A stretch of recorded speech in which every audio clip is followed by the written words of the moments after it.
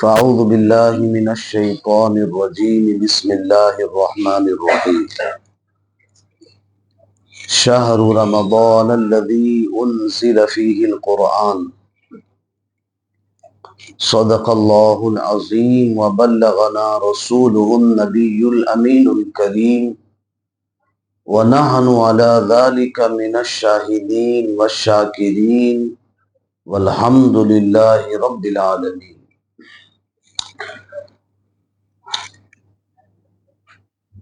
نبی اور آل نبی پر حصول برکت کے لیے درود پاک پڑھ لیں۔ اللہم صلی علی سیدنا و مولانا محمد وعلی آل سیدنا جد الحسن والحسین صلاة و سلاما علیک یا رسول اللہ صلی اللہ تعالی علیہ وسلم۔ برادران ملت اسلامیہ و عزیزان گرامی خاطر،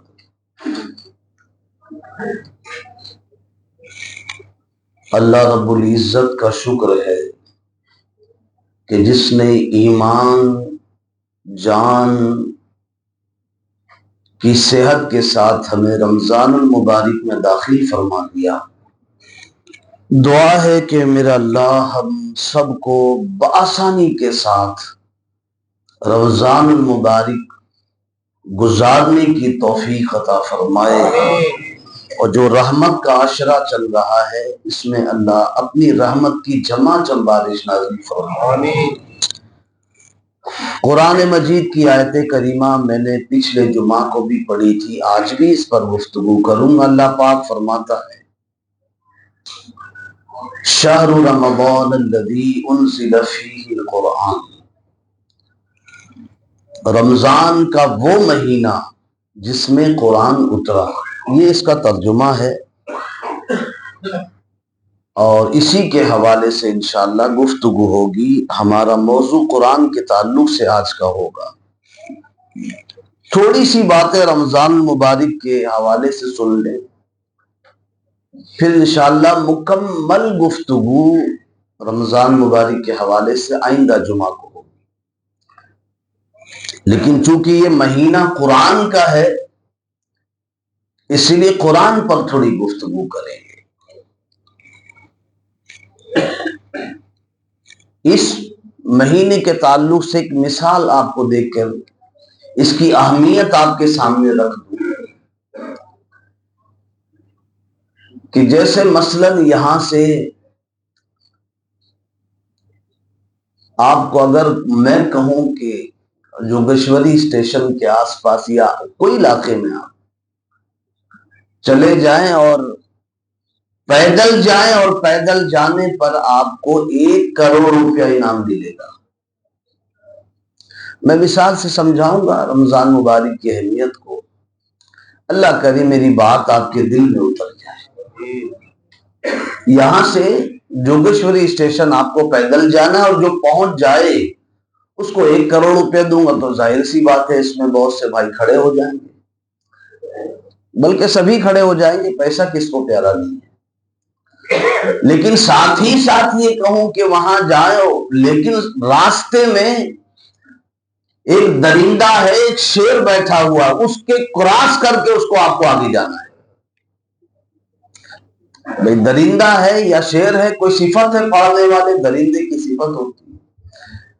تو جب یہ کہوں کہ 1 کروڑ روپے ملے گا، مگر ساتھ ہی ساتھ ایک شیر بھی وہاں بیٹھا ہوا اسی راستے پر، تو پھر ظاہر سی بات ہے جو لوگ کھڑے ہوئے ہیں وہ بیٹھ جائیں گے، بولے جان کس کو پیاری نہیں ہے، پہلے تو مال پیارا تھا کھڑے ہو گئے، اب جان کے لانے پڑ گئے، بیٹھ گئے سب لوگ۔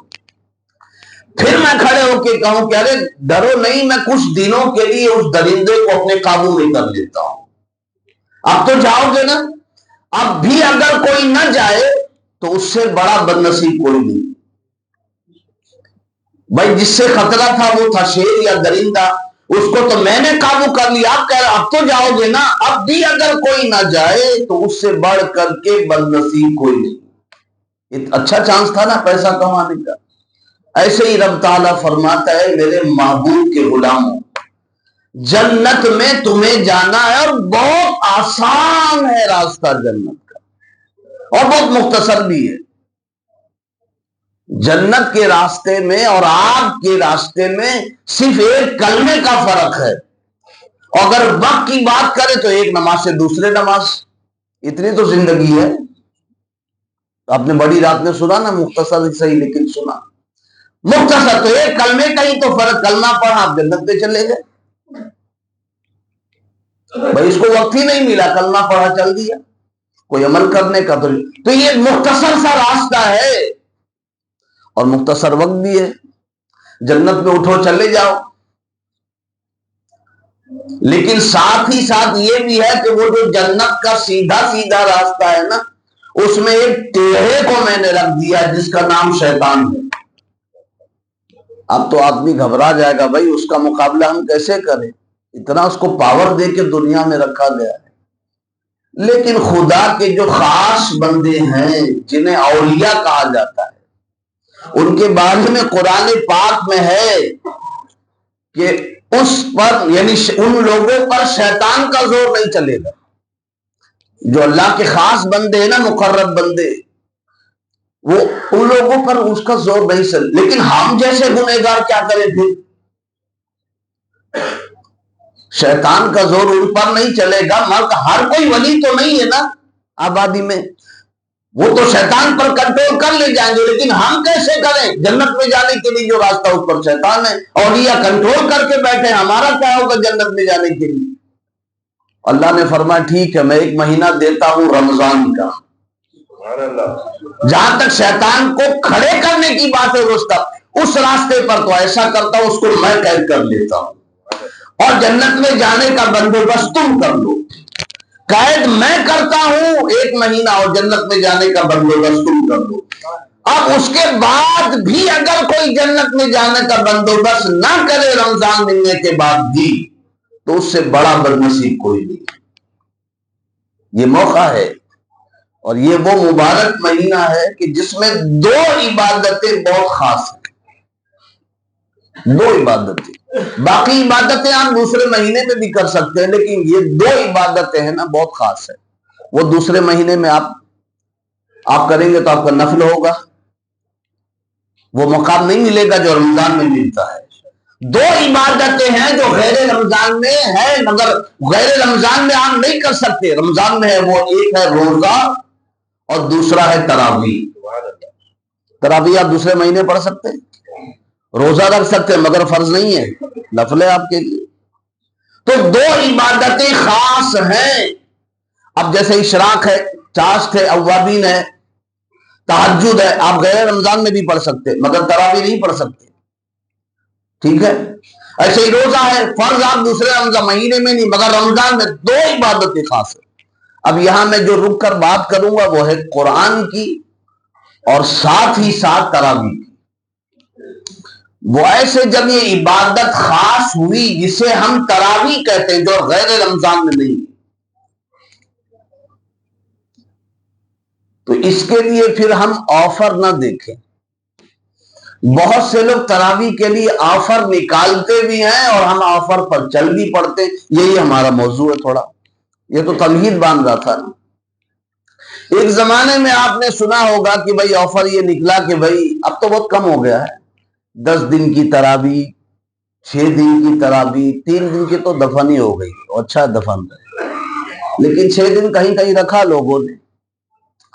تو یہ آفر لوگوں نے نکالا، بولے رمضان میں جہاں اور بھی لوگ آفر دے رہے ہم بھی تھوڑا دیں.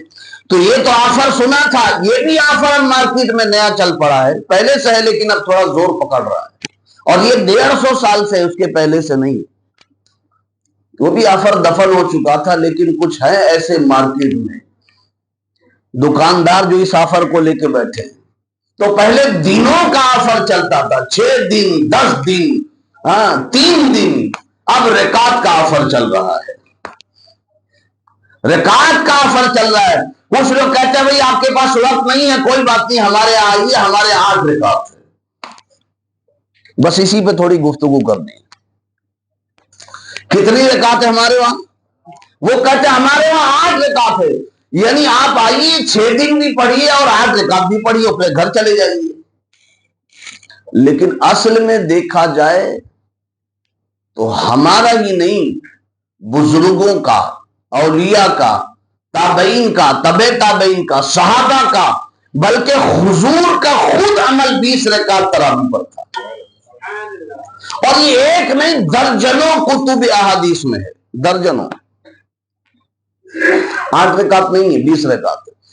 میں آپ کو صرف عقلی دلیل آپ کو پہلے کہہ دوں، پھر آپ کو نقلی دلیل کہوں گا. نقلی مطلب وہ نقلی نہیں، نقل یعنی قرآن و حدیث سے ہو کر آئی، اس کو نقلی دلیل کہتے ہیں. نقل کے ذریعے اس کو سمجھیں پہلے آپ، عقل کے ذریعے کہ 8 رکعت ہے یا 20 رکعت، اس کو سمجھیں.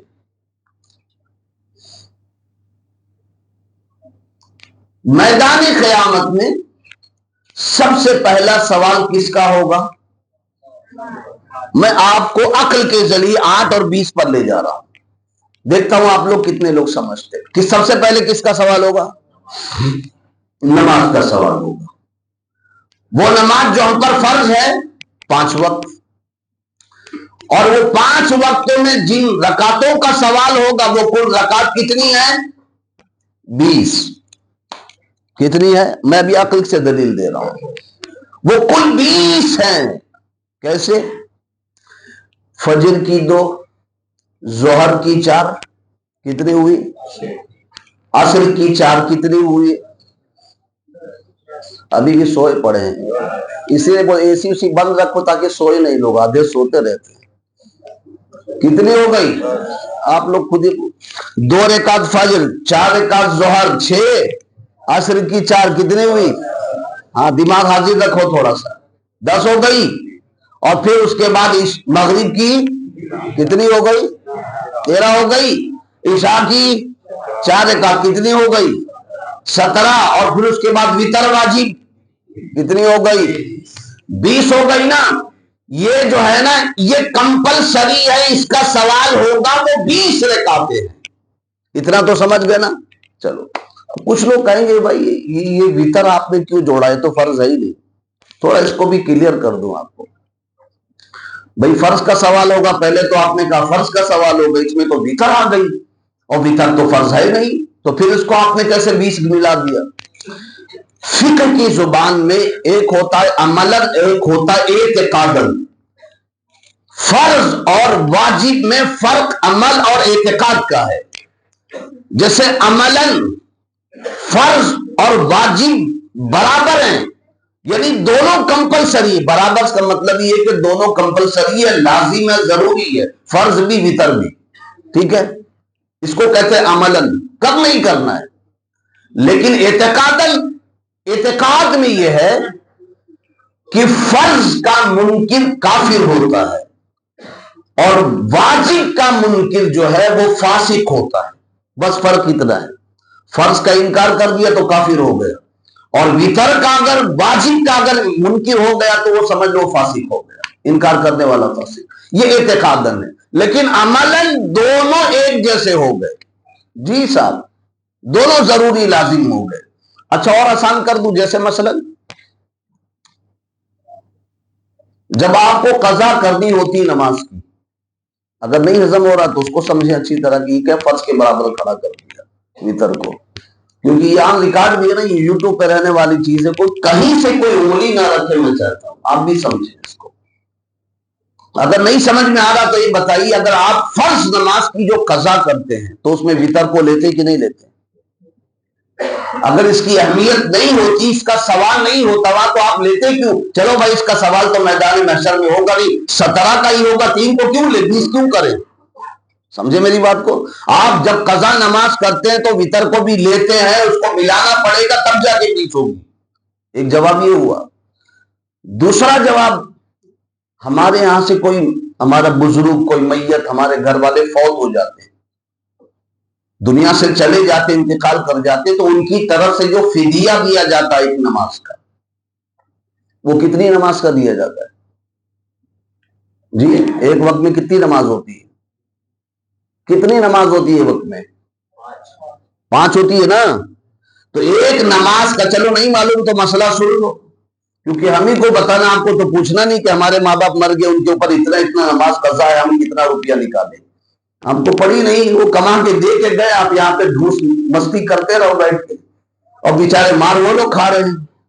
جی صاحب، مرنے والے کی طرف سے نماز کا فدیہ بھی ہے، یہ نہیں کہ صرف روزے کا ہے۔ اگر فدیہ کا مطلب یہ نہیں کہ مٹر گشتی کر کے کہ نہیں، بیماری کی حالت میں، بیماری کی بستر پر ہیں، بالکل نہیں پڑھ سکتے تھے آخری ایام میں، بیماری کے نہیں تو ان کی نمازیں جوڑو آپ۔ یہ نہیں کہ 30 سال آپ کے ماں باپ نے نہیں پڑھی تو 30 سال کا نکال، اس کو پوری جائیداد ختم ہو جائے گی اولاد کی۔ تو ماں باپ کو بھی چاہیے کہ اتنا یہ سب نہ کر دے جائیں، بولے بیماری کیا ایام میں کہ پڑھ ہی نہیں سکتا تو پھر اس کا فدیہ جوڑ دو۔ اب یہ عرض کر رہا تھا کہ فدیہ جو ہے وہ ایک صدقہ فطر ہے ایک نماز کا۔ کتنا؟ تو 5 نماز کا 5۔ تو اب شریعت کیا کہتی ہے؟ صدقہ فطر جو آپ نمازوں کے بدلے نکال لیں اپنے مرحومین کا، اس کو 5 نہیں نکالنا ہے، 6 نمازوں کا نکالنا ہے۔ اس میں وتر بھی شامل ہے۔ آئی بات سمجھ میں؟ اس میں وتر بھی شامل ہے، یعنی 20 کمپلیٹ ہو گئی، ہماری بات پوری ہو گئی کہ 20 رکعتوں کا میدان محشر میں سوال ہوگا۔ ٹھیک ہے، جو ہم پر لازم ہے۔ یہ تو یہ حدیث ہو گئی۔ دوسری طرف آپ نے یہ بھی سنا تھا نا کہ اگر اس میں کچھ کمی رہ گئی، اللہ فرمائے گا دیکھ بندے کی، فرشتوں دیکھو ذرا بندے کی رکعت برابر ہے، فرض برابر ہے؟ نہیں اللہ اس میں کچھ کمی ہے۔ اللہ فرمائے گا ایسا کرو اس کی نفل دیکھو، نفل دیکھو اس کے کھاتے میں اگر نفل ہے نا تو نفل کو فرض کے برابر کر دو۔ اس نفل کے ذریعے فرض کی جو کمی ہے نا اللہ اس کو پوری کر دے گا۔ یہ تو حدیث ہے نا، لیکن اب اس میں باریکی کیا ہے بھائی؟ نفل بھی تو ایسی چاہیے نا جس کا مقام فرض کے برابر ہو۔ بات وہی چلی تھی 20 رکعت اور 8 رکعت پر۔ ٹھیک ہے نفل دیکھو فرض کے برابر، اس کو پوری کر دو فرض سے، تو نفل بھی تو ایسی چاہیے نا جس کا مقام جو ہے، مرتبہ جو ہے فرض کے برابر ہو، اور وہ غیر رمضان میں نہیں ہے۔ وہ نفل صرف رمضان میں ہے اور وہ بھی جماعت کے ساتھ ہے۔ وہ کون سی نماز ہے؟ وہ تراویح کی نماز ہے۔ تراویح کی جماعت ہے نا، تو فرمایا جائے گا وہ نفل دیکھو جو مقام فرض کا لے جائے، اور وہ جو فرض کا مقام لے جائے وہ اس ماہ مبارک میں اگر کوئی خاص عبادت ہے تو وہ روزے کے بعد تراویح ہے۔ اور تراویح 20 رکعت ہے، وہ اس لیے کہ جب 20 کی بھرپائی ہوگی تو 8 سے نہیں ہوگی، 20 کی بھرپائی ہوگی تو 20 سے ہوگی۔ اب جو لوگ 8 رکعت کے قائل ہیں نا، وہ لوگ 8 سمجھے کہ ہمارے اوپر 8 رکعت فرض ہے کہ 20 رکعت دن بھر میں، اور اگر 20 رکعت فرض ہے تو اس کی بھرپائی بھی 20 رکعت کے ذریعے ہونی چاہیے جو نماز تراویح کی شکل میں۔ جی صاحب، تو یہ 8 اور 20 کے اس میں ہی وقت نکلتا جا رہا ہے، اسی میں کیس ہو گیا۔ یہ تو عقلی دلیل تھی، اس لیے بھیا 20 پڑھو، اس میں آفر مت دیکھو۔ اور ہم جو ہے نا مسلمان لوگ آفر کے پیچھے بہت بھاگتے ہیں، عبادت میں خاص طور سے، کہ جہاں کم سمے میں زیادہ سے زیادہ جنت لوٹ لی جائے تو کچھ لوگ 8 کے پیچھے بھاگ رہے ہیں، کچھ لوگ کم ٹائم کے لیے بھاگ رہے ہیں۔ تو آپ اس قرآن سے لگاؤ اتنا رکھو۔ ارے یار اللہ کا شکر ہی تو ہے کہ مہینے کے سال کے 11 مہینے جسے قرآن دیکھنے کی توفیق نہیں ہوتی، وہ کم از کم اس مہینے قرآن حافظ کے پیچھے سن لیتا ہے۔ اور کیا چاہیے؟ اس میں بھی قرآن سے بھاگو گے آپ۔ ارے بھائی اللہ نے فرمایا شہر رمضان الذی انزل فیہ القرآن، یہ وہ مہینہ ہے جس میں قرآن اترا، یعنی اللہ نے رمضان کا انٹروڈکشن بھی کرایا تو قرآن کے ذریعے، رمضان کا تعارف بھی کرایا تو کہا کہ نہیں یہ وہ مہینہ جس میں قرآن اترا، رمضان کے ذریعے تعارف کرایا۔ تو تم اپنا تعارف قرآن کو چھوڑ کے کرا سکتے ہو؟ تو قرآن سے رغبت رکھو، بہت ضروری ہے۔ یہ تو میں رمضان کی بات کر رہا ہوں، عام دنوں کی بات یاد ہے کہ امام شافعی کی بات رہ جائے گی۔ آپ کو قرآن سے محبت سمجھ میں آئے، قرآن سے محبت کرنے والوں کا حکم کیا ہوتا ہے؟ قرآن سے محبت کرو آپ۔ یہ مہینہ ہے کہ آپ کو قرآن سے اللہ قریب کر دے رہا ہے، اس سے بھاگو مت۔ پھر ٹائم مت دیکھو اتنا ٹائم ہو گیا، اتنا ٹائم زیادہ ہو گیا۔ ارے یہی ٹائم ہے جو تمہارے آخرت کے برے ٹائم سے پوری بچائے گا۔ یہی ٹائم دیکھ لینا آپ، جس میں آپ بہت وہ محسوس کرتے ہو نا، دیکھ لیں یہی انشاءاللہ ٹائم بچا۔ قرآن کے لیے آپ ٹائم نہیں دے پا رہے، اس میں بھی بنیا گیری شروع ہے، 5 منٹ یہاں بچ جاتا ہے تو وہاں بھاگیں گے، 10 منٹ وہاں بچ جاتا ہے تو کون سا لال قلعہ فتح کریں گے آپ 10 منٹ میں؟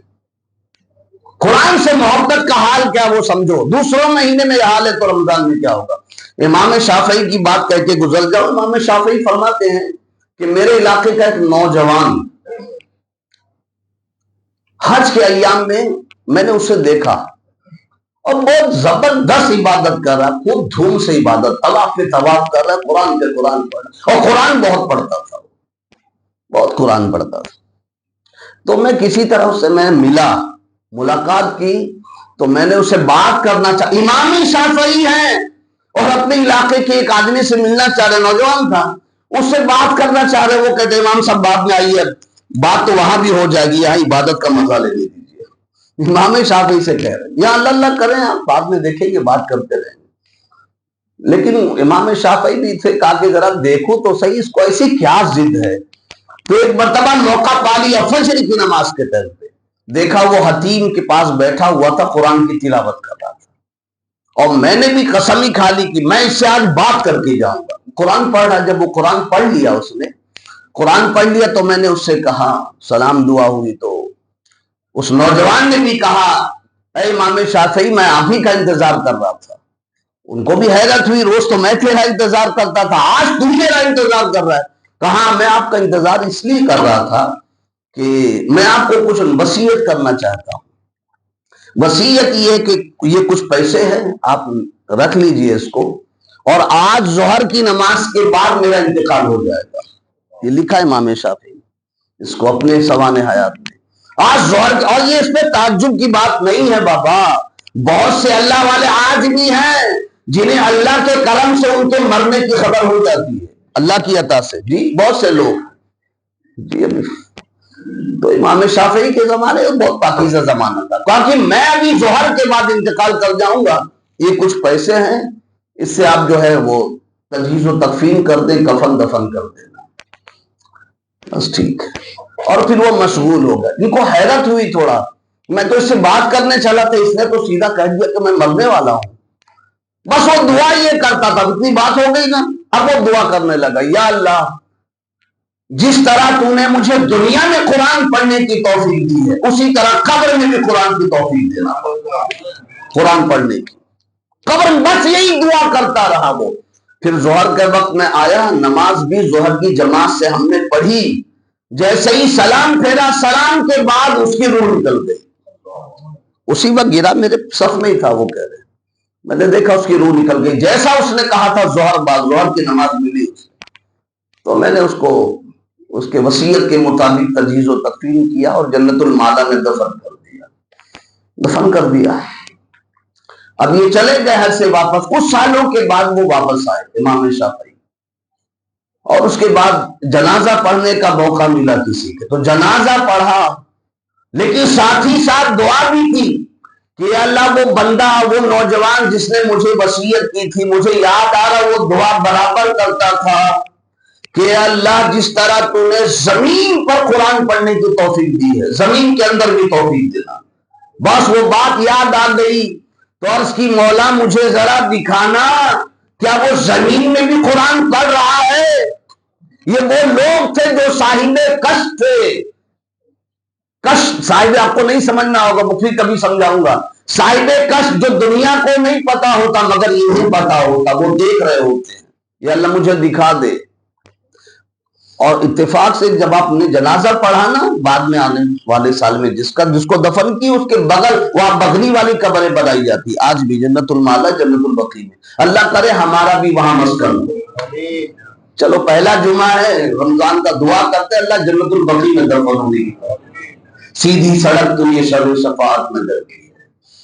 تو انہوں نے کہا کہ جو باپ کا جنازہ تھا نا، میں نے دیکھا اس کی قبر جب کھلی نا تو بغلی والی قبر تھی، تو وہ گہری ہو گئی، اور اتفاق سے اسی بندے کی قبر تھی جس نے کہا تھا اللہ قبر میں بھی قرآن کی توفیق دے۔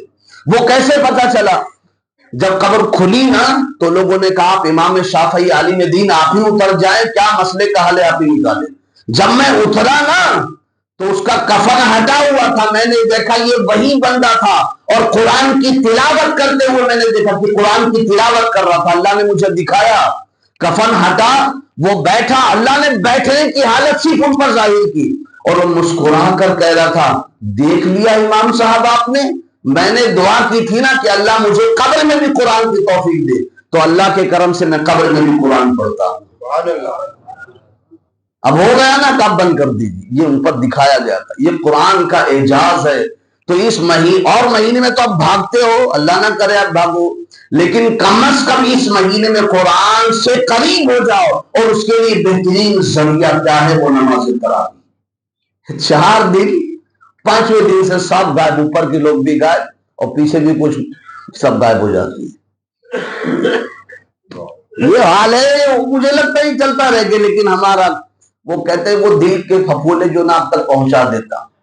4 دن جو ہے نا وہ تراویح آپ کا انتظار کرتے, 4 دن وہ ایسا ہوتا ہے کہ ہم تراویح کا انتظار کرتے, یہی ہوتا ہے نا. ابھی کل جیسا پرسوں انتظار کر رہے تھے, واہ واہ بہت اچھی بات ہے, ایسی حالت خراب تھی, ایسی حالت تراویح کی, یہ کرو اچھی بات ہے, لیکن فرض نماز کے لیے بھی کرتے تو زیادہ اچھا تھا. جی تراویح بہرحال تراویح ہے, لیکن فرض نماز سے افضل نہیں ہے. جتنا پریشان پرسوں تھے نا تراویح کے لیے, کاش کے فرض کے لیے پریشان ہوتے تو اچھا ہوتا.